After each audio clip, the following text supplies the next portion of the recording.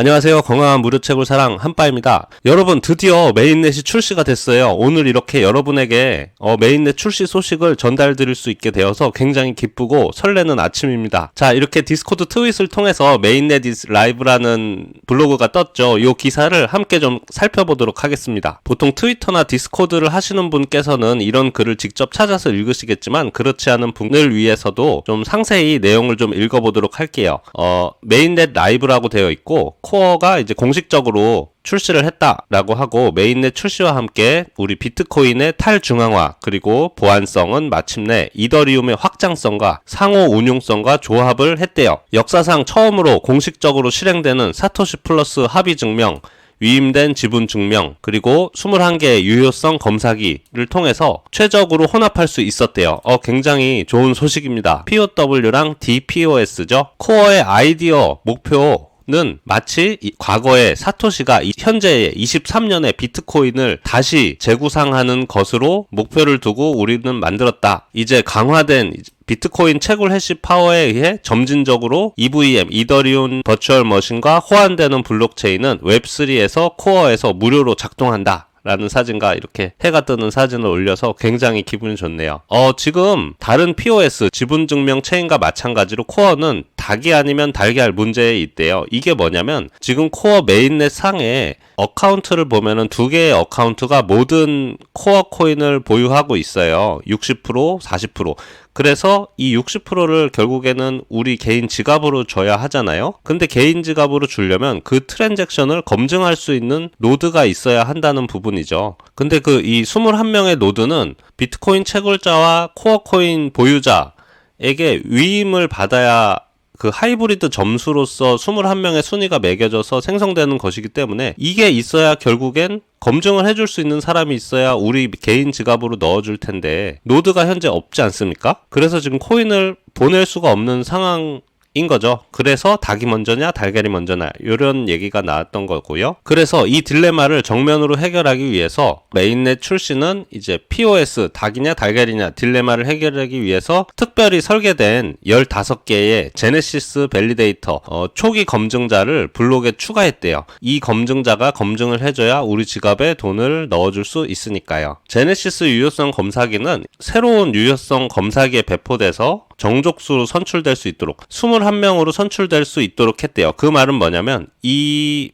밸리데이터는 기본 베이직 밸리데이터기 때문에 앞으로 들어올 검증자들이 이제 하나씩 밀고 들어오면서 이 제네시스 밸리데이터가 사라지게 되겠죠. 그래서 결국에 21명의 정말 기관이나 개인이 될 수도 있고 대표 검증자가 21명을 차지하게 되는 거죠. 어쨌든 우리한테 코인을 보내주기 위해서는 검증자 노드가 지금 등록이 되어 있어야 되는데 없어서 코어에서 그걸 대신해서 만들었다. 이런 얘기고요. 네, 메인넷 출시는 코어의 여정의 끝이 아닙니다. 첫 번째 단계입니다. 항상 제가 하는 말이긴 해요. 아직 코어 코인은 빛을 보지도 않았다, 시작하지도 않았기 때문에 라고 하죠. 그리고 코어의 스테이킹은 코어 생태계에 직접 참여할 수 있는 가장 좋고 쉬운 방법 중에 하나다 라고 하고요. 스테이킹을 통해서 코어의 분산화 외에도 보안성을 높이고 코어 네트워크를 강화하는데 집중할 것이다. 스테이킹의 필요성이 있는 거죠. 코어 입장에서도. 그런 것도 있네요. 비트코인 채굴 해시 기여도 초기 채굴자는 추가 인센티브 보상을 받을 수 있대요.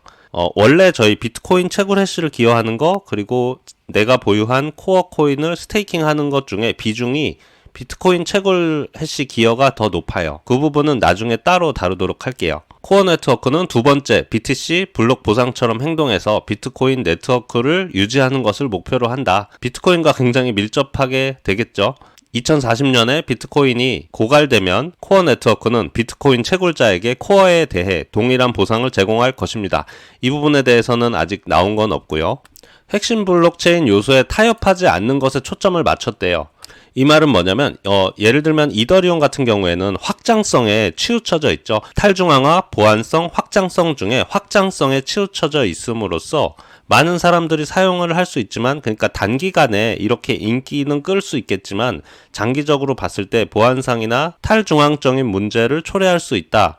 이런 것에 대해서 우리 코어는 핵심 블록체인 요소 탈중앙성, 보안성, 확장성을 모두 충족할 수 있는 곳에 초점을 맞췄기 때문에 장기적인 관점이 필요하다. 따라서 코어 커뮤니티에는 많은 단계가 있고 이것은 시작에 불과하다라는 얘기예요. 이제 저희한테 중요한 거죠. 에어드롭. 메인넷이 출시되었으니까 코어 토큰의 첫 공개 에어드롭이 이제 실행돼야 한다. 그런데 이 에어드롭의 보안과 감사는 메인넷 출시와 동일한 신중한 계획과 실행을 해야 된대요. 맞는 말이죠. 불법 계정으로 다수의 계정으로 채굴한 코어 코인을 한 사람에게 준다면 공평하지 않기 때문에 잘 걸러내야 돼요. KYC가 있을지 없을지는 사실 모르죠. 아직 몰라요. 그리고 에어드롭은 최대 60일이 소요될 수 있대요. 길면 길고 짧으면 짧을 수 있겠는데요. 한 달 안에 끝나길 좀 바라봅니다. 한 가지 코어에서 분명하게 얘기하는 건 너가 1계정 1휴대폰으로 했으면 KYC에는 전혀 문제가 없을 거야. KYC에 대해서 신경 쓸 필요가 없어 라는 거예요. KYC가 있다고 얘기한 건 아니고요. 코어 측에서는 그렇게 얘기를 했어요.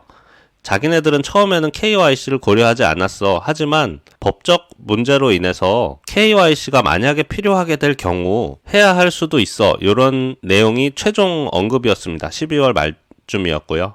아마 현재 내부적으로는 이렇게 결정이 된 상태겠지만 아직 공개되지는 않았어요. 에어드롭 인커밍에서 소개된 바와 같이 에어드롭 될 토큰 수익은 25%는 이제 우리가 모바일로 채굴한 것 중에 총량 중에 25%는 우리에게 들어가고 나머지 5%는 2년 동안 매월 잠금 해제된대요. 2년 동안 매월 동일한 비율로 잠금 해제가 된다면 아마 그렇겠죠? 나누기 24개월을 하면 되겠네요. 괜찮습니다. 2년 동안 완전히 묶여있는 것보다는 조금씩 오히려 2년 동안 완전히 묶여있는 게 더 위험하죠. 2년 후에 엄청난 물량이 한 번에 쏟아질 수 있으니까. 어쨌든 요 얘기였군요. 조만간 공지를 통해서 나머지 75%가 어떻게 배포되는지에 대해서 공지를 하겠다는 부분이. 요거는 추가로 제가 디스코드 모더들한테 좀 물어볼게요. 동일한 비율로 잠금이 해제되냐? 아마 동일한 비율일 것 같습니다. 분산화를 유지하기 위해서 토큰은 중앙 집중식 개체에 의해 제어되지 않는 스마트 계약에 보관되고 대신 분산형 블록체인이 가능하도록 코드만으로 시행된대요. 자기네들이 갖고 있는 게 아니고 스마트 계약 코드에 의해서 2년 동안 매월 배포가 될 거다. 이런 얘기입니다. 코어의 백서에 이제 써있대요. 우리의 단순하고 핵심적인 목표인 자유와 투명성, 자주권에 기반한 인터넷을 위한 안전하고 확장 가능하며 분산된 디지털 통화로 가능해진 암호화 용광로입니다. 모두 환영합니다. 그게 있네요. 뭐 일종의 면책사항인가요? 여기에 포함된 조건과 세부사항은 예고와 관계없이 언제든지 변경될 수 있대요. 네트워크가 설명된 대로 활성되거나 전혀 활성되지 않거나 어떤 상황이 발생할 거나 발생하지 않거나 라는 보장이 없대요. 시작이니까 그렇겠죠. 지금 이 시작이 매우 중요한 거예요. 왜냐면 할본, 썰틱, 리스트 오소리티 3사에 의해서 보안 감사를 빡세게 받았지만 그래도 메인넷이 이렇게 오픈됐을 때 과연 우리가 생각한 대로 부하와 트랜잭션 문제 없이 원활히 구동되느냐, 우리가 지금 유저들보다 훨씬 더 10배, 100배나 많은 유저들이 몰렸을 때도 괜찮으냐에 대한 것은 아직 실제로 해보는 거랑 또 틀리잖아요. 하기 때문에 굉장히 중요한 순간이면서 필요한 과정이겠죠. 여기서 공지는 좀 보도록 하고요. 코어 현재 메인넷 홈페이지에 들어가면 이렇게 19개의 검증자 노드가 있는 걸 볼 수 있고, 이 스크롤을 하단으로 내려서 밸리데이터라는 걸 누르시면 현재 검증 중인 노드의 상태를 좀 볼 수 있어요. 이 다오 밸리데이터 1부터 15까지는 현재 코어 다오에서 사람들한테 이제 코어를 주기 위해 검증에 필요한 이 검증자 노드를 임의로 배치한 것이고요. 실제로 메인넷이 되려면 60일 동안에 개인으로 출금이 돼서 그 출금한 사람들이 여기다가 검증자 위임을 신청할 수 있겠죠. 그때 가서 이제 비트코인 채굴 해시와 코어 스테이킹 위임을 받아서 하이브리드 점수가 높을수록 이렇게 1등부터 올라가게 된다라는 얘기고, 여기 보시면 근데 15 이외에도 다른 것들이 눈에 보이죠. 이렇게 개인 주소도 보이고 언파라렐이라는 것도 보이고 인피스톤이라는 것도 보이고 그리고 포시트론이라는 것도 보이네요. 뭘까? 찾아봤는데 찾을 수 있는 건 이 인피스톤 하나가 있더라고요. 예, 이런 사이트였었는데요. 웹3 애플리케이션 구축, 인프라 플랫폼이래요. 웹3 인프라 플랫폼이라고 하는데요. 저도 자세히 모르기 때문에 요것들은 천천히 공부해서 다시 또 공유 드리도록 할게요. 또 하나 소식은 저희가 주로 보는 코인마켓캡이 있죠. 이게 아니고 좀 비슷한데 코인캅이라는 사이트가 있어요. 이 두 개를 비교해서 보면 굉장히 똑같이 생겼어요. 왜 이렇게 똑같이 플랫폼을 만들었을까 하는데, 여기에 코어 코인캅은 2021년 만들어진 암호화폐 거래소 시장 데이터, 블록체인 데이터, 집계 분석하는 사이트래요. 유명하진 않지만 제가 이것을 열은 이유는 이 사이트에 코어가 있기 때문이죠. 반가운 일이네요. 코어다오라고 적혀 있고, 네, 이게 다입니다. 하지만 이런 블록체인 종합 매거진에도 코어가 등록되어 있다라는 재밌는 얘기고요. 점점 많아지겠죠. 향후에는 이제 코인마켓캡에도 올라갈 테고요.